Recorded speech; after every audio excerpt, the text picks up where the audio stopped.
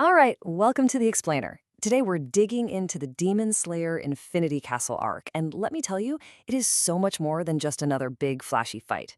We're going to look at how this arc completely flips the script on what it means to be a hero and what it means to be a monster. So let's just jump right into it.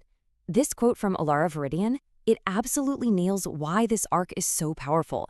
It all kicks off with this really deep and honestly super surprising emotional journey. And it's all centered on a villain everyone used to hate. So the big question is, how did they actually pull that off? Well, the answer lies in how the story just totally reframes what we think a monster even is. And it all starts with one demon in particular, Akaza, the one who killed Rengoku.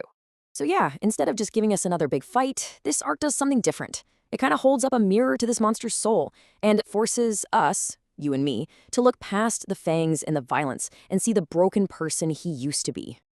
Okay, look at this. On one side, you've got Akaza, the demon, right? Obsessed with strength, hates weakness.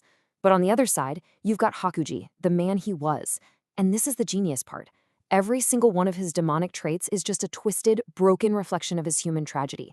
That obsession with strength, it's not about being arrogant. It's pure, crystallized trauma from his past. Now, let's be clear, this backstory doesn't excuse what he did. Not at all. But it dares us to look closer, to see the scar tissue behind every single punch he throws. For him, weakness wasn't just some abstract idea. It was literally a death sentence for everyone he loved.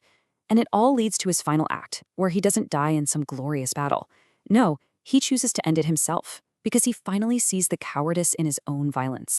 So right when you start to feel some sympathy, maybe even empathy for Akaza, bam, the story hits us with a monster who is just completely and totally irredeemable.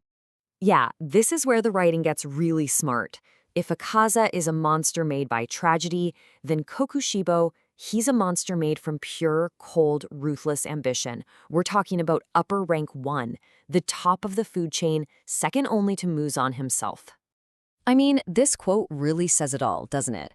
Perhaps 300 years?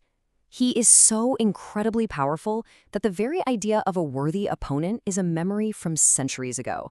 This guy doesn't have some grand, complicated plan. His entire existence is built on one thing: absolute, brutal strength.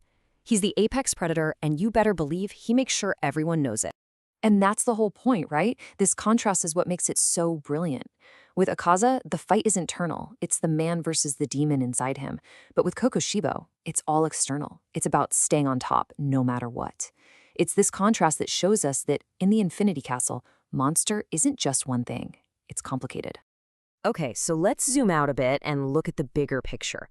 How does this all play out when our heroes get trapped inside this insane, demonic fortress?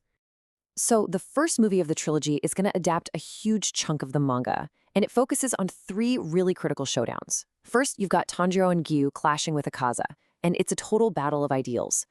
Then there's Shinobu's absolutely heartbreaking quest for revenge against Doma. And finally, Zenitsu has to face his own past when he fights a former friend who's become a demon. You see, every single fight here is about way more than just sword skills. It's about facing your own demons, literally and figuratively. Okay, but to really sell the chaos of these fights, the animators needed a setting that was just as crazy and disorienting. And let me tell you, bringing this mind-bending, gravity-defying castle to life, well, it was a challenge just as huge as any of the battles happening inside it. So here's the thing. The 3D model of the castle they used back in Season 1, it just wasn't going to cut it, not even close. To do this arc justice, the studio, Ufotable, knew they had to just scrap the whole thing and start completely over. They needed to build something way more complex, way more dynamic, something that could actually keep up with the insane action.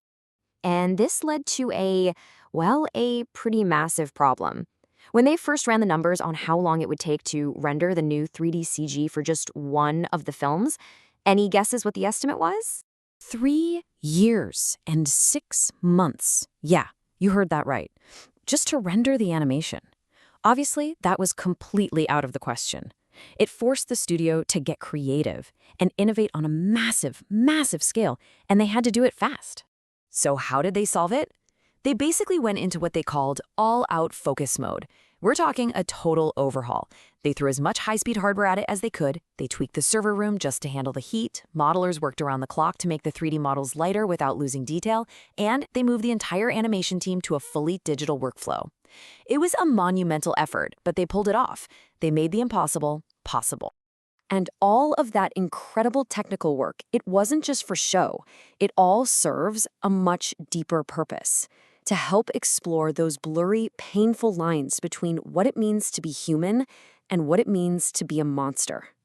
And to really get into that, we can actually look at some academic analysis of the show. There are people out there peeling back the layers of this story, looking at it through like a classic Gothic literature lens, which is super interesting.